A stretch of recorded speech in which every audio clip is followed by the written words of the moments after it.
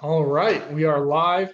Give people just a minute to tune in, check the notifications, load up the stream. Okay, looks like we've got a couple of viewers. Welcome back to the show. My name is Kyle Hooten, your host, presented tonight by alphanews.com.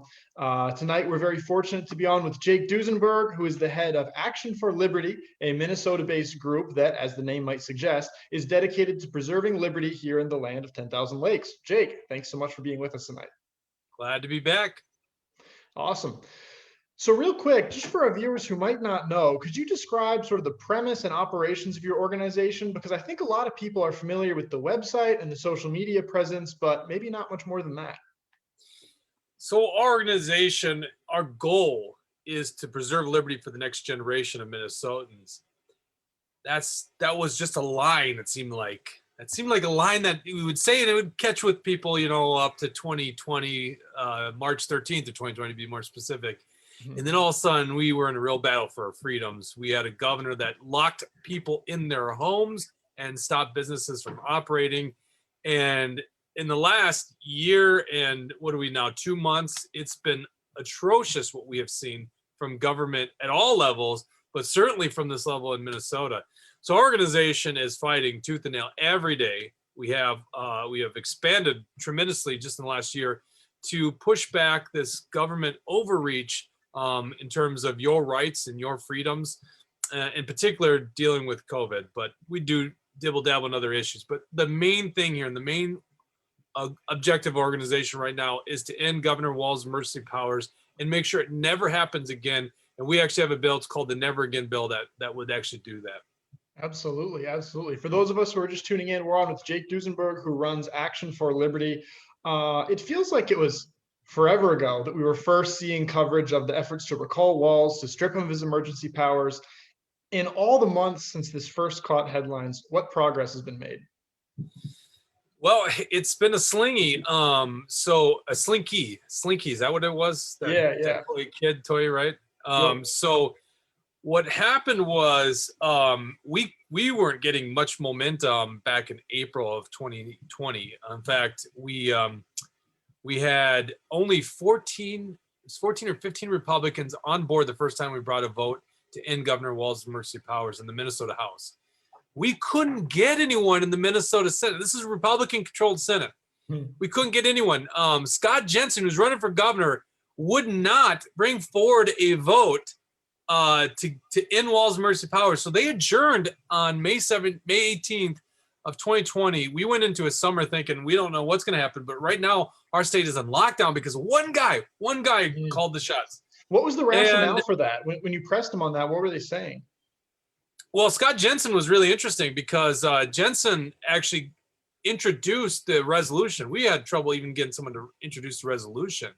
Jeremy Munson and Steve Drazkowski had already introduced it over a month ago in the House. And so we said to Scott, hey, Scott, we need you to now force a vote. We gave him the play. We said, this is how you do it, right? And you know what he did is he went back to the Senate caucus, a bunch of politicians meeting in a private room, and they all decided that this was not the time to do it, right? They wanted to cover for other politicians. So Scott told us this, and we said, listen, this is your job.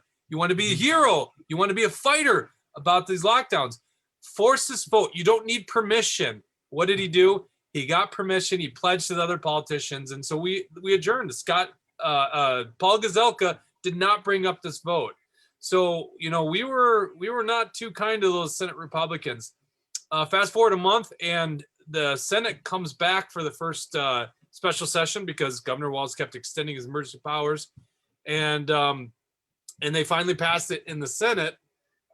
First time they took a vote in June, and 3 Democrats joined with them. And the House brought it up, and it failed, but 2 Democrats. So we went through a progression of getting more and more people on board. We were putting pressure on vulnerable Democrats at that point in the Minnesota House. And by the November election, 4 of the people that would not budge lost their election. And so then we had the beautiful makeup, once January came about to end Walz's emergency powers. We had 6 Democrats already voting the right way. We only needed 4. And then that's where we learned that who really controls the party. It's the Metro Democrat bosses. They're the ones in full control. And they tell Julie Sansad, Dave Lizagard up in the Iron Range, you will vote this way or else. And so we saw 6 Democrats completely reverse their vote. And I don't know where you're from, Kyle, but I call that a con artist. And so we hired a bunch of door knockers, and we've been putting pressure on these guys now for many months. And we will continue building a large movement of people in their districts. And the message is resonating. These are districts that are trending more Republican. So Julie Sansad, Dave Lizagard, Paul Marquardt, Mike Sundin, you guys are in big trouble because you're out of step with the people that put you in office, and you're doing it because your bosses, your Democrat bosses, are saying to do it, and that's just not going to fly. Not to get too off into the weeds here, but what does that look like when you say that the Democrat bosses are putting pressure on these people? Because it's so common in politics that you see these politicians totally abandoning their base. Why does that happen? How do you convince somebody to stray away from the people that elected them? So they care about one thing. They care about being reelected. That's the dirty secret in politics, right? So everything else all relates to how do I get reelected? And reelection, one of the best signals of reelection is money, right? So you'd be surprised, but these Julie Sansad, Dave Lizagard types, they don't raise a lot of money. They don't raise much money. What happens is the Metro Democrat Party raises the money and spends it to try to save their seat, right? Because Julie Sansad won by 30 votes. And so that's what happens is they go to them. I mean, this is conjecture, right? I can never prove it. I don't have insider information, but come on, let's be honest. This is what's happening. Is you get in line. Otherwise, we're not going to be there for you at election time. So what ends up happening is, people like us, groups like us, have got to have just as much power on the opposite side. And that's directly to the people, telling them, the people that vote them and put them in power, that this is what they want. And Julie Sansad, Dave Lizagard, they're answering to the party bosses and not to their constituents. They know it's a population in their district. And this is sort of the unsung danger of these moderate Midwestern Democrats, is they know how to speak the language of their constituents. They know how to get elected. They know how to play the Iron Range, but they get in there and it's just impossible for them to maintain that platform once they're in St. Paul, if I'm understanding you properly. Yeah, I mean, they'll give them little treats, little votes that they can do it. Representative Eric Mortensen just posted a video this afternoon. It's great. I would highly recommend you go to his Facebook page and watch it. And Dave Lizagard yesterday got this amendment on a big omnibus bill on being able to get your permit to carry electronically, so you don't actually have to go because COVID, right. So he gets this cover vote, and they ruled out of order, and he was just gonna go along his way, and then he could go back to his constituents. I tried and I pushed for you, and unfortunately, Republicans were like, let's try this trick out. So they got a roll call vote. Now, what ended up happening is Republicans had the same exact amendment after it, and Dave Lizagard voted against that. So these guys are con artists. It's a big joke. It's a big game that they're playing. But unfortunately, they're playing this game with your freedom. And that's why I'm so hated. I mean, these people hate Action for Liberty. You guys love us because we're telling it how it is, and we're putting the pressure where it needs to be. I don't feel any sympathy for these politicians who think it's okay for one guy to call the shot, because that is not a constitutional republic. And I will fight tooth and nail to make sure we still have our constitutional republic. Absolutely. It's kind of hard to have sympathy for elected officials. I mean, they put themselves out there. They walked into the line of fire. When they're corrupt, you have to call them on it. There's no other option, really. That's right. Yeah. I agree. So when it comes to the wall's emergency powers, is there going to be any legal fallout from this? Because I hear people discussing lawsuits and, even prosecuting Walz personally. How much of that is realistic and how much of that is just sort of, people puffing up their chests? Yeah, that's a good question. And that's a tough one to answer. So first of all, go to actionforliberty.com if you're at home. Just read what we put out. Sign our petition, by the way. Let's get you on board with what we're doing. Because it's going to be very difficult to answer these questions, especially since you're asking in the future. Most of the legal challenges have not stuck against Governor Walz's emergency powers. And we just have really bad courts in Minnesota, unfortunately. Wisconsin has far better courts just to our east. I think the solution here is going to have to be a political solution, not a legal solution to it. We put a lot of hope in these, what I call robed gangsters. A lot of these people, they're really unelected. I know that they get elected eventually, but they fill vacant positions by a governor's appointment, and they're not directly answerable to the people. So I don't think justice is being served in the court system. Certainly not in the case of some of these business owners that said, "I'm not going to follow one man's orders." And cases like Lisa Hanson down in Albert Lee, who's supposed to be arrested, by the way. And so I don't think people should put a lot of faith in the justice system when it comes to the courts in COVID. Just to give you a good case in point, the judge in the Interchange Bistro case was wearing a mask on a Zoom session. I mean, there's a COVID mask cult. Yeah. You guys all know what I'm talking about. You've seen the people driving their vehicles with masks on, and you're like, what is it? Why? There's no one in your car. What are you doing? Yeah. You've probably seen, maybe a lot of you haven't seen this. There are people that wear them on Zoom sessions. I'm in my house right now, and no one's even on my floor. And if they were, they're my family, hopefully. Imagine me wearing a mask. What am I going to do? Like, in fact, Kyle over the digital airways, this guy's wearing a mask, presiding over a court Zoom session. I mean, is she going to get justice from someone doing that? It's a cult. So what people have to do is they have to get involved in the political process. Okay. Go to actionforliberty.com. We're not couch potatoes for liberty. We're Action for Liberty. We call it how we see it, and we put wheels in motion. I mean, we have 5 door knockers right now up in Detroit Lakes, for instance, in Paul Marquardt's district. We have a whole team. I think it's 6 people right now on phone calls calling senators because, and I'm sure we'll get to this is coming down to a big budget showdown, and we got to make sure that Governor Walz does not keep his emergency powers. So let's put stuff in motion. Let's get active. Let's not sit.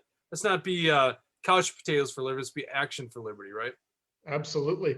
Not to jump around too much, I want to get to the Never Again bill. I want to get to how the budget factors into this, but you also mentioned Lisa Hanson, and I read a story about this on your website a while ago, and it's just something else. And I feel like most people might not understand what's going on there. Could you summarize that for us?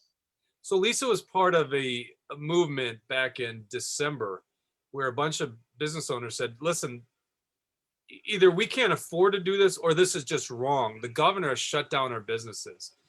So Lisa happens to be in Albert Lee, which is 20 minutes from the Iowa border, wide open, right? Wide open in Iowa. And so she makes the principled stance that she's going to open up her bistro to the public against Governor Walz's orders. Now, there were many others. I'm sure you've heard of them: Larvita, Jade Moss, Lisa Monet, Jeremiah. There's a bunch that opened up in defiance of Governor Walz.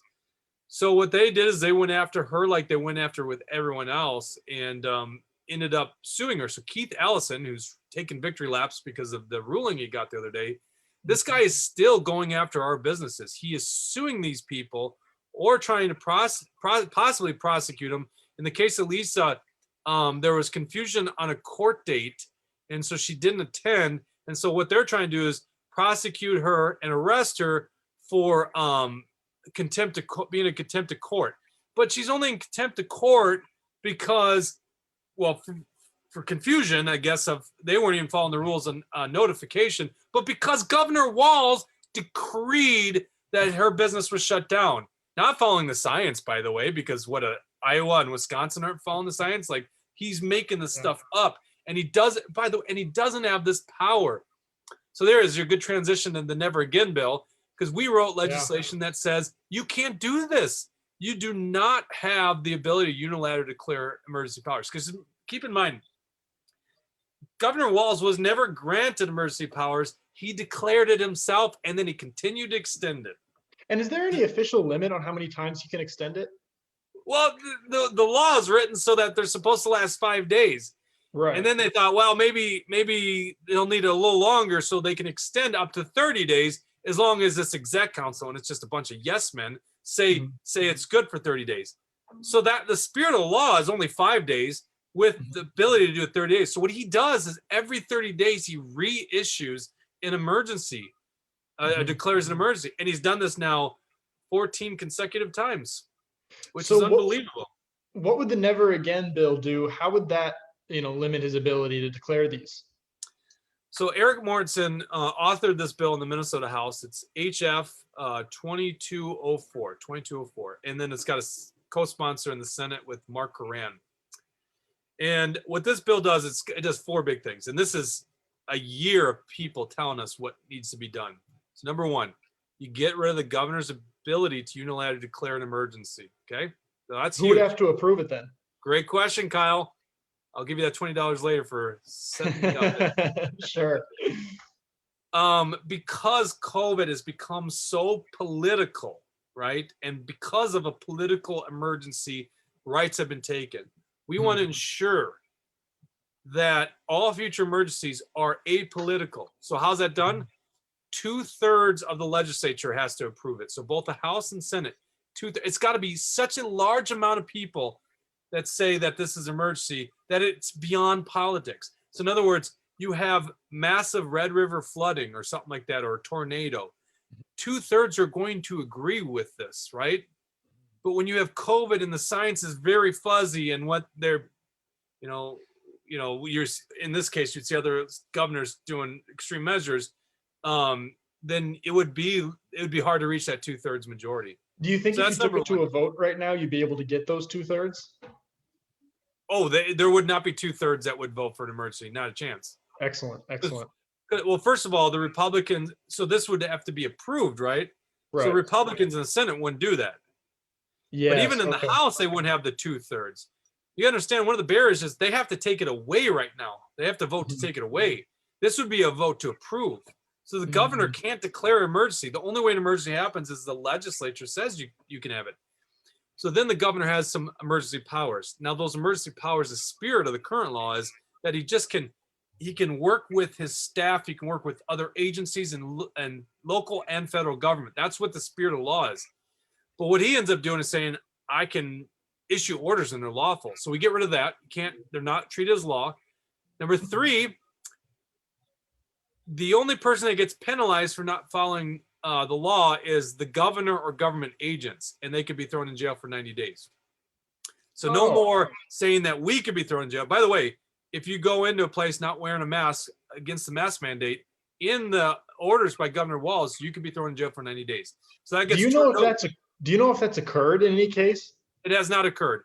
They have not criminally prosecuting these things because these guys are shitting on the cops all the time. So what kind of police officer wants to do the bidding for the Democrats right now? So it's actually kind of hilarious in that sense, is that they're shitting on the cops all the time, and the cops would essentially, unless there's some state police force, would have to be the ones enforcing it. None of them are doing it. We've had. I imagine that's why Lisa Hansen is still a free woman, is because what cop is going to play along with these St. Paul people who hate them? And in the case of her, it was a sheriff that would have to arrest her. And he's at one point he was like, "Yeah, that's not what I'm doing. This is ridiculous." Yeah. So that's number three. So in other words, Governor Walz would get thrown in jail. And then the last one, and maybe the most important, is they don't have this right to start out with, but just in case you get another tyrannical governor, we have a Bill of Rights for emergencies, and that Bill of Rights says they can't infringe on speech, assembly, ability to protest, Second Amendment, or run a business and earn income. So if this happens in the future, now the courts see in the law that these are not lawful, and they can't infringe on these rights. So those are the four elements of the Never Again bill. Would a governor be able to re-up the emergency order under the Never Again bill, or would that require another 2/3 vote? Once again, so the emergency lasts 5 days. It can only be extended. This would hard cap it at 5 days. It would mimic what happened with the current situation. So then they can extend it for another 25 days. Okay, so a total of 30. But once again, that's got to be 2/3 of the legislature, right? So it would have to be such a compelling case. And let's be honest, I think maybe back in March of last year when no one knew what was going on, that probably would have happened. But after about a month, they would have been like, wait a second. You're saying landlords have to eat the cost of squatting tenants who aren't going to pay. You're saying that people are locked down to their homes. They can't camp in a state forest. That was literally an order by Governor Walz. BS. you don't have emergency powers anymore. So that's how it works. So it had to be approved. And by the way, the law doesn't even specify that you could extend beyond 30 days. But these are politicians. They would probably play the same game. Yeah, absolutely.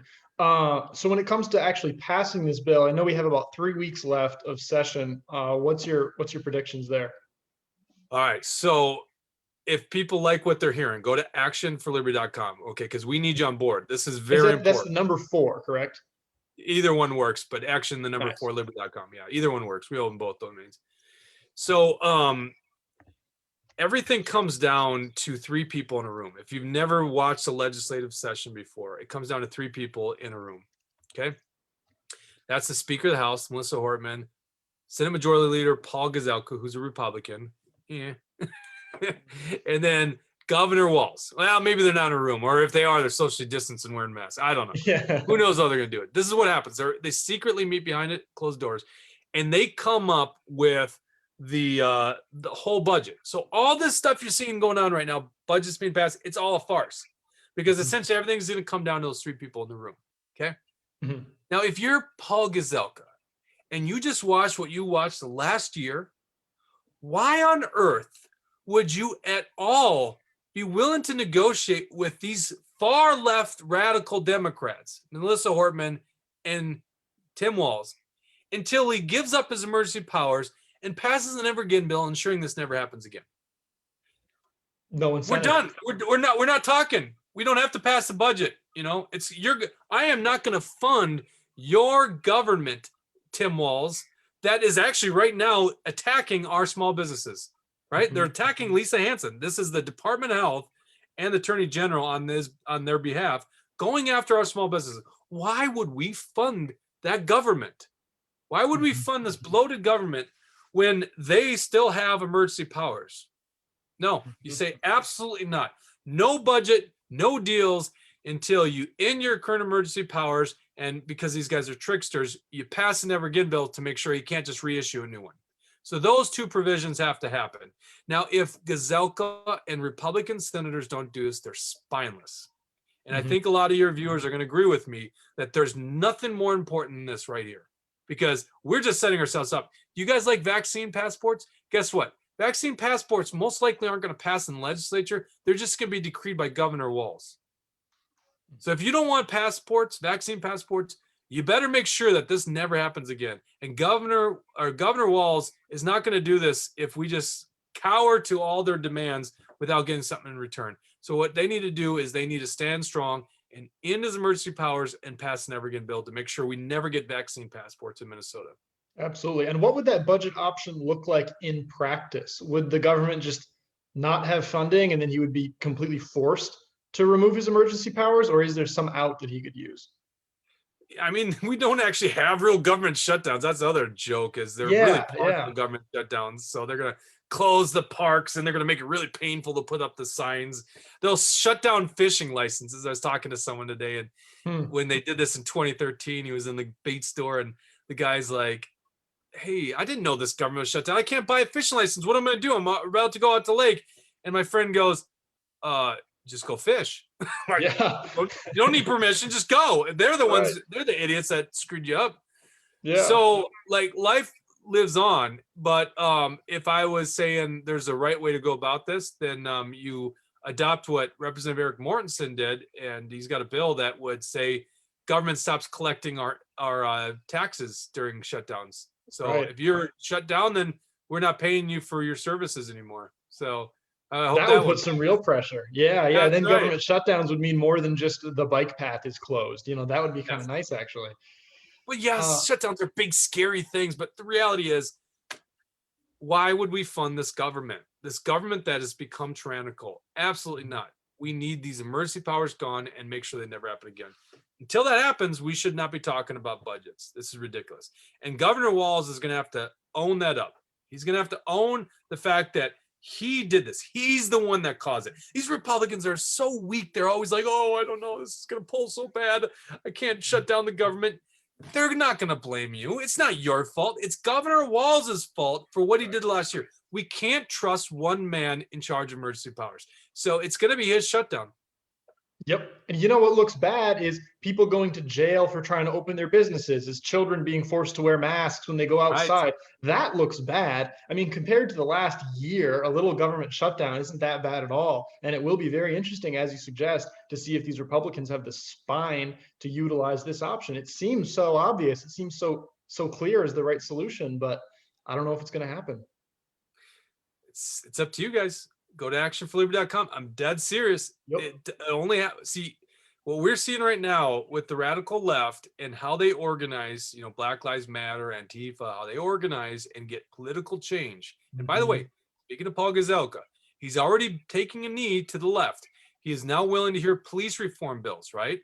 So he's already catering or cowering to the radical left on that issue. So it's time he starts taking a knee or bending to his base, because that's who really cares about this issue, and do what they expect. Because, quite frankly, what more important issue is there right now? And you make a very good point about how the left organizes. These left-wing politicians, they know they can do anything they want to because their base is so vocal and their base is so committed to these far-left ideas, and they voice their support. That doesn't really happen on the right. You don't have as many citizen activists, which is why it's very important to go to actionforliberty.com, sign these petitions, let them know that we are just as invigorated as the left-wing base, and we'll support them if they actually start representing us, which they're not doing right now.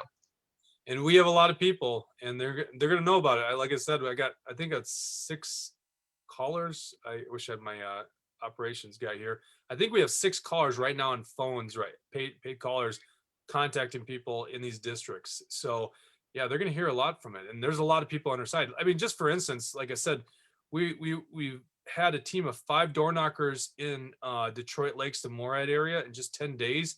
They've already hit 3,000 doors. 3,000 doors of voters and constituents of Paul Marquardt.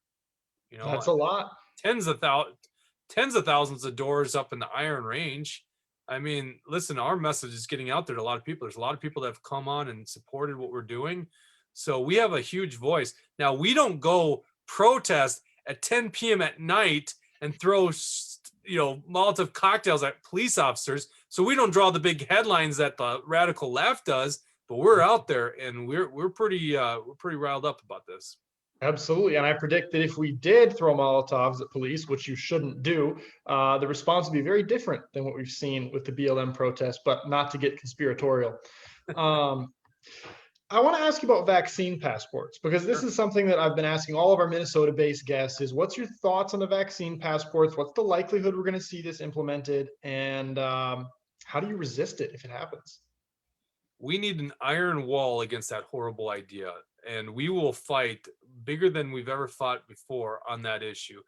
That is a huge privacy, medical freedom issue. That is a huge expansion of the government. We fought against Real ID, which, by the way, Republicans in Minnesota passed. Republicans were the majority. So now we have a federalized ID called Real ID. It's a horrible idea.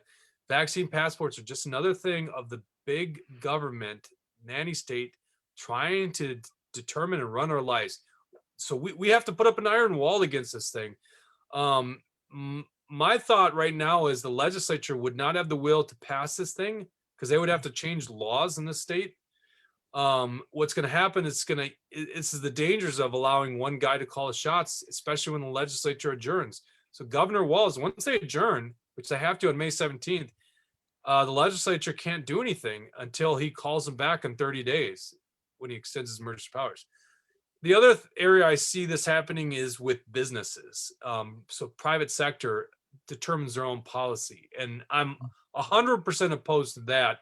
I don't think we can have businesses compel or to try to get into the privacy of individuals. Now, I'm not trying to make an overall statement on the COVID vaccine. I think there are certain high-risk classes that it makes a lot of sense. There are also young, healthy children that why on earth would we vaccinate these people and make them guinea pigs, this experimental vaccine? That doesn't even make sense to me. So, but I'm not a medical expert, so I'm not going to opine on this. All I know is we can't allow government to get in the middle of this thing. And I see that going the way of either a unilateral decree by the governor, depending on how long he takes these powers, or like a partnership with businesses to kind of force us upon it. Absolutely. I know that Montana, Arizona, I think Texas also have taken legislative action at that state level to actually ban vaccine passports preemptively. Have we seen Yes. anything like that from Minnesota Republicans? So there are some bills on it, but unfortunately, they're just not going to get traction with the Minnesota House. At least I don't Right. think so. Although that would be a fun one to challenge some of these vulnerable Democrats like Julie Stanton, Dave Lisgard. But remember who's calling the shots. Remember who's calling. It's Mhm. those Democrat bosses in the metro area. So I'm sorry, all you guys in the Iron Range, your Democrat legislators aren't calling the shots. It's the bosses. They Nope. allow. They choose what they allow. So, and then once again, to pass it into law would mean Governor Walz would have to sign it. So, Absolutely. yeah. So to pivot a little bit from the COVID stuff, which of course is the most pressing and important issue, and you've been doing great work on that over the last year. I can't believe it's already been a year. But what else has Action for Liberty been tracking over this legislative session? And is there anything else that you'd like to see either snuffed out or rammed through in these last couple of weeks? Well, it's turkey hunting season, so that's all I'm up to outside of this stuff. Smart, smart. One of our objectives was to stop a tax increase. I don't think that's going to happen. It's very unlikely this session because this is how ridiculous government is. But we ran a surplus, so we're running a budget surplus both in this biennium, which ends on June 30th, and the next biennium in Minnesota. On top of that, the federal government's bailing us out. Probably the first time in history they're bailing out a state with a surplus, but that they're bailing Yeah. us out. So there's plenty of money. So taxes are going up. It's going up through inflation, right? So they're just printing money out thin air. So your taxes are going up. You just don't see it because it's going to be the devaluation of your dollar. But I don't see taxes happening. But that was something we were ready to fight big time, especially if there was a deficit. Mhm. The Never Again bill is the highlight. I mean, Yeah. that's what we got to get out of this thing. So, we look at other issues. Eric Mortensen, for instance, has got a great bill. It nullifies the Biden's anti-gun agenda. So it would say that any federal legislation that infringes on the right to keep and bear arms would be null and void in the state of Minnesota. So it's a great, wonderful bill. A question about that, Yeah. not to get super esoteric, but would that be retroactive? Like, would that apply to the Hughes Amendment and other federal legislation, or would it just be from this point out? That's a really good question. I don't think it's retroactive because I think it's Darn. proactive against the Biden administration. Don't quote me on that. Read the bill. You could just look up Eric Mortensen's bill. I'm not an expert Mhm. on that one, so you caught me on that. But I would be very sympathetic to that, and I would offer a Yeah. friendly amendment to that because you're right. They've already infringed heavily on our right to keep and bear arms over the years. Absolutely, absolutely. About that topic, we've seen more and more states move to either no permit or constitutional carry. Is that something that you see as feasible in Minnesota? Personally, I'm not optimistic, but I always want to get other people's take. Yes, it could be done. Really? Yes, and not so likely in this legislative session, but realistically, we have Democrats that have constituencies that would want that. Mhm. And but they once again remember now if Julie Sands, Dave Lisgard are your legislators, they ain't calling the shots. Mhm. Mr. Winkler is, they're Mhm. DFL party bosses in the metro. That's who's calling the shots. But they would be ones that would likely, because their constituency, be on board with it. You once again have that problem. You got Governor Walz, who's going to just basically give you just be a far lefty on it. So he's not going to sign into law. So realistically, to get that passed, you would want to win back the Republican governorship. There is another way to do it. It would require a large movement of people. And who knows, maybe it's Action for Liberty, but it's certainly not going to happen this year from us. But it would have to be such a large swath of people that they even force the governor, because he's not going to get reelected unless he does it, or it's enough to overturn or to override his veto. But that would require a large focus from a group, an organization, and I don't see that happening in the next year before election. So it might get settled with election. If you get a strong Second Amendment supporter elected as governor, there's a good chance. And I'd love to see what kind of people get involved in this race for governor. Scott Jensen's not a strong proponent of gun rights. The guy actually co-authored universal background checks. He gave a huge leg up to the anti-gun community. They had a bipartisan bill with universal background checks. So you'd have to hope that a governor candidate gets elected who's a strong supporter of the Second Amendment. Absolutely. Not asking for an official endorsement or anything, but who are you looking at favorably in this next gubernatorial race? Well, it's so early. That's the conversation started because Jensen got into it. There's two candidates right now, Mike Murphy, who actually did sign a Never Again pledge. So we have a pledge that says, as the governor, there's a couple things to it. If just go to actionforliberty.com, and on the top, there's Never Again pledge. And it basically says that this is the number one issue for you, and that you would not pass a bill or do anything until the Never Again bill gets passed. And Jensen wouldn't sign it. This other candidate, Mike Murphy, would sign it. Now, I don't know Mike more than that. So at least his first impression of me is good.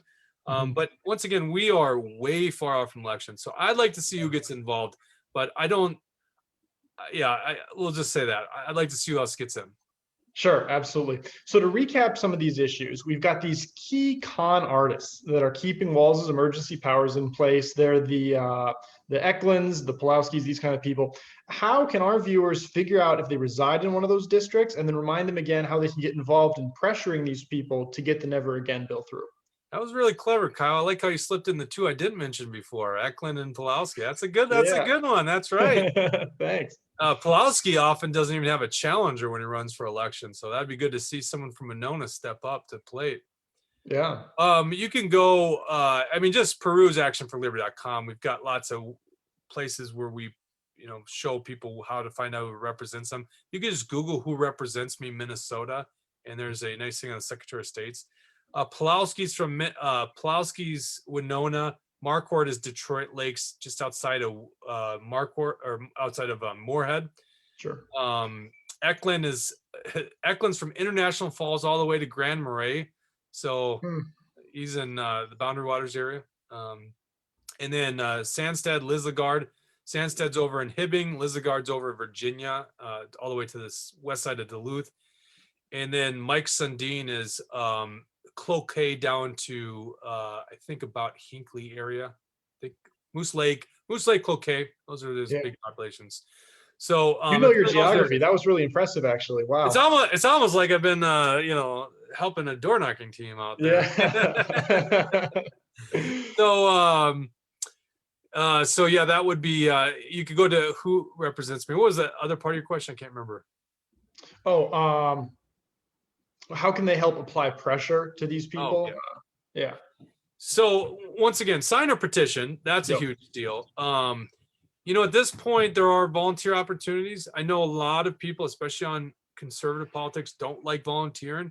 Luckily for you, we have found some of the greatest liberty professionals actually in the country, but certainly in the state, that we can hire and actually get out there in the field.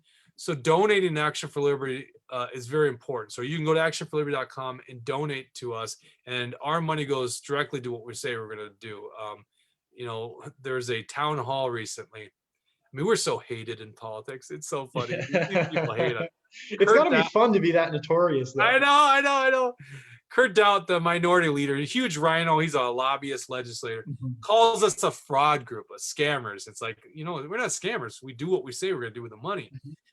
Meanwhile, you got Dave Lizagard, Julie Sandstead in a virtual town hall meeting. And we've got this on our website. It's actionforliberty.com/delusional_Democrats. And we got the they spend 10 minutes in their virtual town hall crying about Action for Liberty. How much our door knockers are working really hard and spreading lies. And it's just so funny to watch it. Obviously getting under their skin.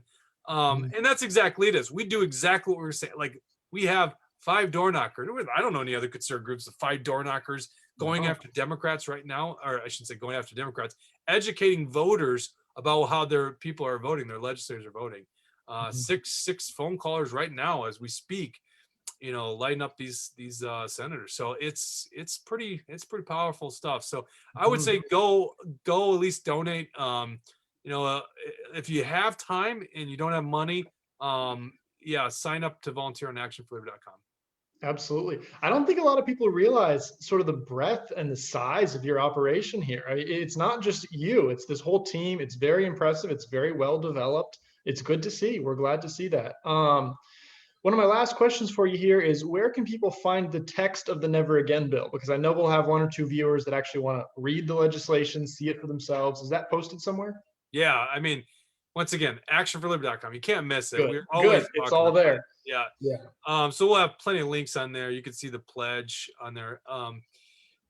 You could Google HF, H as in hotel, F as in Foxtrot, 2204. That's the bill number, HF 2204. That'll pull up the legislative page, and that goes to so Eric Mortensen's the author of that, and there's 4 co-authors in the Minnesota House, and then we just got a new co-author in the Senate. So Andrew Lang, Senate District 17, just signed on today with the Senate version. I think that's SF 2356. I don't know that one by heart, but they have a link that ties the two bills together. It's called a companion. So you can go that route too. Absolutely. Last question for you here, just because I have to ask, have you ever considered running for office yourself? Is that something you have any ambition to do? What level, Kyle? Any level, I'm sure the viewers would like to see you from mayor to U.S. senator. Man, it's a compelling case to run against Governor Walz, because yes, it is. We've built such a big movement against it. So I think we've done very well because people see the passion I have on this issue, and our team and our board is really behind this thing. But also Governor Walz, it gets a little personal for me. So I don't know how many of your viewers know this. So he was a National Guard soldier, and so was I. And he was supposed to go with the 1st Brigade deployment to Iraq. And this is an infamous deployment. The Red Bulls deployed for 22 months, which is the longest deployment of modern day history. That's a long time. It's a very long time. Yeah, that's right. 2 years. So he got conditionally promoted to sergeant major of a field artillery battalion. And this is a brigade deployment, meaning there's only one guy above him in the listed ranks. Wow. So this is a very senior position. He ends up finding out that there's an opportunity to run for political office. So he resigns. I was an officer, so we would have called it resign or commission. I can't think what you call it. I guess he just retires, because he's past his 20 years. So he retires. So he doesn't retire as a sergeant major because he never went to sergeant major school. He was just conditionally promoted, and dodges a deployment. So he leaves his soldiers. Now, before he became governor, we thought this guy was going to be kind of moderate, because that's how he was as a congressman. Yeah. This guy is an awful human being. This guy is an awful person, and it's atrocious that people think otherwise. But he's a good politician, right? And so he gives this persona. Although the left is starting to go after him, which is quite hilarious. Yeah. This guy dodged his soldiers, and they went on the longest deployment. Now, there were a lot of Minnesota deaths on that deployment and dismemberments. I was a young lieutenant at that time, so I wasn't on that deployment, but I did go to Iraq with the Minnesota Red Bulls.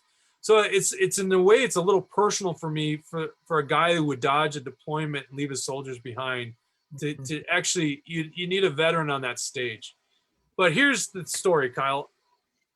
We need fighters in this game of politics. There's too many weak-kneed Republicans in this state, and the left is at war, and they know it's war, and these Republicans, they don't know it. So we need strong fighters. And as much as I think there is that compelling case, as I just mentioned there, this movement needs some people taking a direct route and running for office, and they also need people on the outside. And I might just be better on the outside than I am taking the direct approach. And on top of that, and the real reason is I'm a big hunter. I don't want to give up my falls. So every election season and fall, I mean, come on. Yeah. I like to be in the woods. Are you kidding me? I got a Montana elk tag sitting in my pocket right now. I can't wait to go out there. Not bad. Definitely a better use of time than interacting with politicians all day and trying to raise funds. Would much rather be in Montana. Absolutely. That's right. Absolutely. Thank you so much for the time. Really appreciate your thoughts on all of this. Again, to our viewers, please go to Action for Liberty, get involved. Duesenberg and that group, they've been doing fantastic work. We always appreciate you coming on the show. To our viewers, thank you for watching and God bless. Take care.